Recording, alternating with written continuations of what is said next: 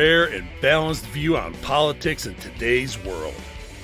Based on facts, born of rationality, common sense, and logic, providing context on today's events, this is American Perspective with Rick Thomas. Hello, everyone, and welcome to American Perspective. I am your host, Rick. Yeah, someday I'll tell you about that. Anyway, it's Friday, 1 week away, or less than 1 week away from Thanksgiving. You guys have a lot of Thanksgiving plans? I mean, things that are coming up. Family coming over, things like that. Yeah, we're trying to get some things taken care of here. Just so you guys are aware, I will not be transmitting on Thanksgiving. Okay, so Thanksgiving is out. But hopefully, if things go right, I will be transmitting the rest of the week. So tonight, just so you know, we are under another wind advisory. And so if all of a sudden everything just goes blank and I'm gone, probably why. The wind hasn't really picked up quite yet, but hopefully it will stay low during this next hour so that I can get this show done, and then it can do whatever it wants after that. Okay.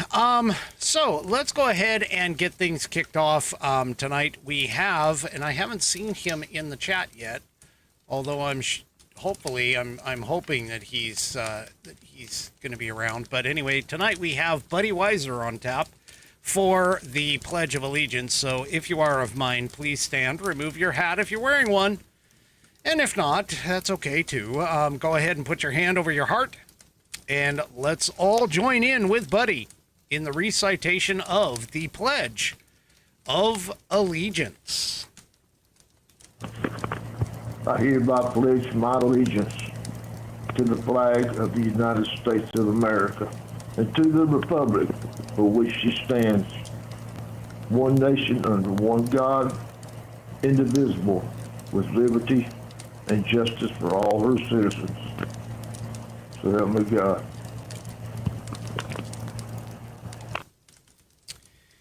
All right, and thank you, Buddy, for submitting that wonderful rendition of the Pledge of Allegiance. If you would like to hear your rendition of the Pledge of Allegiance here on the program, all you need to do is record yourself reciting it in your style. Then take that file, whether it's an audio file, video file, whatever kind of file, take that file, attach it to an email with a paperclip. Attach it to an email and send it off to me. Send it to fans, F-A-N-S, at americanperspective.online. That's fans, F-A-N-S, at americanperspective.online. And you can get into the rotation. I'll get you put into the rotation fairly quickly, too, once I receive it. All right, let's go ahead and talk about tonight's sponsor, headliner sponsor, of course, theflagshirt.com. I wear their shirts. You can see this. I'm in a fantastic red, white, and blue American-themed cotton polo like I usually am for the show, and they come from theflagshirt.com. Head on over to theflagshirt.com and check out all of their styles and everything else. Get patriotic for the holidays, they say. And so, yeah, you can check out all of their men's, women's, kids, accessories, all kinds of feature brands. They have made in the USA stuff. They have other kinds of deals. And they've got sweatshirts and all kinds of stuff that you can go and check out at theflagshirt.com. And if you order $75 or more of their product, they will give you free shipping. That's $75 or more of their product at theflagshirt.com. They will give you free shipping. But I know, we're not into the Trump economy yet. Trump still got a little bit of time. January 20th at noon is when he takes the reins. So we're still suffering under We're still suffering under the Bidenomics results. So I am going to help you out. All you need to do is head on over to flagshirt.americanperspective.online. That's flagshirt.americanperspective.online. And you will be presented with a coupon code that you grab. You can copy and paste it directly in the promo code box at checkout at theflagshirt.com and get yourself $5 off your order. Go to flagshirt.americanperspective.online to get yourself that coupon code that you put into the promo box at checkout at theflagshirt.com, and you'll get $5 off your order. Go to theflagshirt.com and get yourself patriotized. They are a veteran-owned organization, so supporting them is fantastic. I also believe they're based out of Florida, too, so there you go. All right, well, I don't know if anybody has been sitting here and counting the days, hours, minutes, seconds until, wait, what? Bonnie Fat Paws got a complaint on his shirt? What? Oh, you're going to have to tell me that story. Send me an email. Let me know. Anyway, as I was saying, counting the days, the minutes, the seconds, the nanoseconds until Joe Biden steps out of office. Because I'm telling you, this guy, I don't know if anybody, well, now I'm not a basketball fan, okay? I haven't, oh, he got a compliment. Okay. Compliment, not a complaint, a compliment. All right, well, that's cool. That's awesome. Fat Paws, for those of you who may be on the audio portion of the program, I'm interacting with the chat. Fat Paws is one of my Whiskey Warrior P1s, and he purchased the Mount Rushmore series of the theflagshirt.com cotton polos. And apparently he was wearing his today and got a compliment on it. So, just to correct everything. Anyway, as I was saying, and I keep going off the rails. There we go. Keep going off the rails on this. But anyway, Biden apparently invited the NBA basketball team that won the championship this year, which was the Boston Celtics, just for clarity, okay? But anyway, he apparently got confused. He got confused, which is no surprise, considering he's not all there in the first place.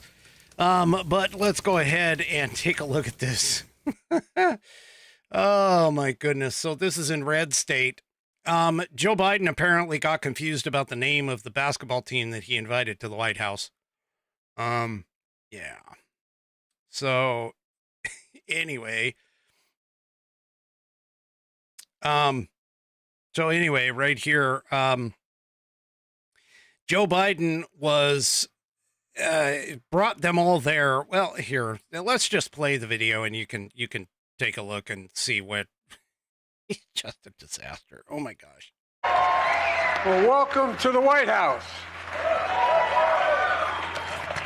I didn't know any of these guys behind me, but they just showed up. I don't know where the hell they came from. 2024 NBA champions, the You're Celtics, right?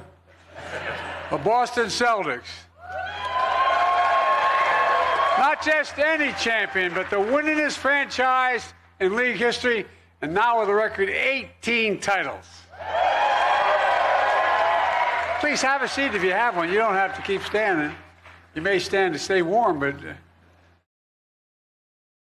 Oh, my gosh. You would think that he would know who it was that he invited. Yeah. Anyway, so yes, the Boston Celtics won 18. This is their 18th championship. And they brought jerseys for Biden and Harris, and here they are. Now, it's kind of interesting. Look at the numbers on the things. Biden is 46, obviously pointing out that he's the 46th president of the United States.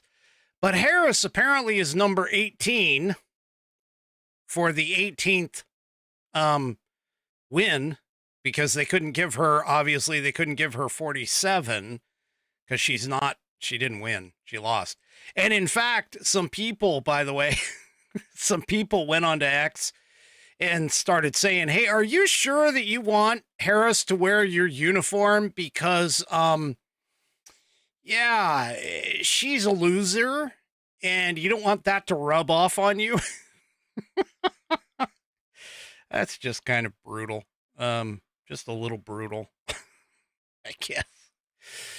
Anyway, oh my gosh. So yeah, so there were some people that were going, but anyway, so apparently his Secret Service name, by the way, is also, Celtic or Celtic, depending upon if you're actually Celtic or not. But, Celtic is his name because of his quote Irish background. That apparently is his code name, you know, Celtic is off the lawn. Celtic is off the lawn. He has missed the turn. Please direct Celtic to where he needs to go in the White House. No, turn. Oh, shit. Sorry. I digress. Sometimes I just crack myself up. But anyway, so yeah, Joe Biden, typical Joe Biden, forgetting who he brought to the White House. And, yeah, anyway. I'm sorry. I just gotta entertain myself at times. All right. Enough about that. So, apparently, you know, with the left and the mainstream media, they honestly went so nuts over Matt Gaetz. And they caused all of these things, you know, to be brought up about Matt Gaetz and Matt Gaetz's legal battles and, you know, the ethics board and all of this other stuff. And they complained about him so much that you would think that whoever Donald Trump offered up or put up or nominated, I should say, for the correct technical term, nominated for his replacement, that chances are, you know, they wouldn't go after that individual so much. Because, I mean, again, they made Matt Gaetz look like he was incompetent for the job. He was, you know, you could just go and list all of the things that the left was talking about with it. And no, that isn't the case. Apparently, his replacement, Pam Bondi, is now hated worse. According to Woke Spy, MSNBC panel flips out over Trump's dangerous. So now it's no longer incompetence now. It's dangerous AG pick Pam Bondi. So they were on the Ari Melber show. And apparently there was a panel that was here. I'm going to play the video for you here in just a minute. But they're freaking out. Oh, you guys are morons. You move Matt Gaetz out and you don't think that he's got somebody on the backside that's going to be even better? Oh my goodness. Well, here, just take a listen to him. Pam Bondi is exactly what I was saying in the last segment that we should all fear, because she's competent. We may not agree with her ideologically, but she actually knows how to do this job. So if anyone on the Democratic side or anyone who cared about liberty or justice was thinking, well, maybe Matt Gaetz will screw this up and that'll give us some time. No, Pam Bondi knows what she's doing. She knows what she's doing about immigration. Remember, Florida is one of those states that's been very aggressive about migrants and deportation and moving people to different states and everything else like that. Florida has enacted all sorts of rules and laws to curtail students and what they can do on campuses and finding legal justifications for manipulating education money. She is a dangerous and effective pick, and that's frankly, worse than what we would have got with Matt Gaetz, even with the deplorable moral background that he has. Yeah, and I want to discuss that with a little more depth with both of you, including her record on civil rights, LGBTQ rights, and other issues that are front and center at the DOJ, and which we know were also big campaign issues this cycle. So, apparently Trump picked a really good one. Now, Dan Bongino points this out on his program a lot. I point this out on this program a lot. You can always judge by how close we are over the target. Okay. That you can always tell by their responses to what's going on in the environment. And in this particular case, had I not known anything about Pam Bondi, now keep in mind, she's a former Florida AG, and obviously quite effective at her job. But had I not known anything else about her, it's sort of just like when J.D. Vance got picked. When J.D. Vance got picked for VP, the left had a complete meltdown. And this is starting to be in that same vein where if the left ain't happy, that means that I, as a conservative, damn well should be. And so this is part of the reason why these picks and having them announced like this and that type of thing, you can gauge how good of a job Trump has actually done this time around in terms of how these people are reacting. Now, for an example, there is a question with regards to who is going to lead the FBI. And the two guys that are up, and I can't remember the second guy's name, but the first guy that the left absolutely hates is Kash Patel. And just like everything else, the more the left goes after these individuals, the more likely I am going to side with and be happy with that choice. Because when your enemy is not happy, that means you should be. And so it's just Kash is a great pick. I hope he gets it. But honestly, I'm going to tell you right now, there was a, I can't think of the guy's name. Gordon something or other. I can't think of who he is right now off the top of my head. But anyway, at least not his last name. But he is reportedly going to be potentially be in the running for Trump's pick. And Comey, I believe, is the one that was on and singing his praises. And so if Comey was happy, then no, you don't want to be. You don't want to be happy. So anyway, that's just, I know it's the first glance. It's like the first thing that you do. It's the first blush at any of these picks, any of these particular individuals. You know, anytime you see that the left is not happy, that means you probably should be, as far as that goes.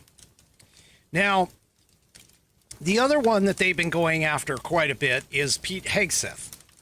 And Pete Hegseth, who is the pick for the Secretary of Defense, he like Matt Gaetz, he had a run-in with a young lady. I'm going to call her a young lady, but a lady anyway, where it was a mutually, they both consented, mutual consent, so on and so forth. And the woman decided to go after Pete Hegseth. The police in the jurisdiction, they took a look at it, they ran through it, and there is a police report. And yes, Pete did pay her off for an NDA. But honestly, the police report that the left somehow got a hold of and put out in the public records, that police report confirms what Hegseth is saying. So even if there's any kind of question in terms of Hegseth's, shall we say, questions in terms of his integrity or morals or whatever, it actually confirms Pete Hegseth's version of the story, which is essentially that they were two consenting adults. He was not aware of the fact that she was actually married. They were both at some conference, Republican conference. They ended up getting a little tipsy, both of them, and they ended up going up into his room and had a tryst. And he essentially, you know, he didn't do anything untoward or any of that. And the police basically dropped the whole charges. Well, so all of that being in the public's eye, we now have the left, of course, is now admitting to the fact that there are GOP senators who are optimistic about Hegseth's confirmation after some meetings that they've had. Now, these senators projected optimism yesterday with regards to him getting confirmed, despite the 2017 sexual assault allegation that is against him. And again, keep in mind, that is an allegation. Hasn't been proved yet. But he visited the Capitol alongside Vice President-elect J.D. Vance in a bid to help his confirmation process, meeting with Republican Senators John Barrasso of Wyoming, Marsha Blackburn of Tennessee, Mark Wayne Mullen of Oklahoma, Bill Hagerty of Tennessee, Eric Schmidt of Missouri, and Roger Wicker of Mississippi. The incoming chair of the Armed Services Committee. So Wicker said that the Army veteran and former Fox News host was in a pretty good shape for his confirmation process, while Mullen said he believes Hegseth can explain all the situations and that he is going to be just fine. So, yeah. Well, there we go. Hegseth briefly spoke to reporters about that sexual assault claim, which was revealed last week, with new details emerging overnight this Wednesday. He said the matter was fully investigated and I was completely cleared, and that's where I'm going to leave it. So there you go. Now, one thing you need to understand about all these pics, just like anybody else, everybody's got a skeleton in their closet. Everybody does. Okay. And unfortunately, with politics these days, those skeletons get dug up, even if they are very long buried. And so, you know, we're not going to get the perfect pics. We're not going to, there is not one person on this earth that can say with a reasonable amount of certainty that these people, these mudslingers, these dirt diggers, these individuals who do nothing more than want to smear and destroy a person's reputation, that they are not going to be able to figure something out and bring it up.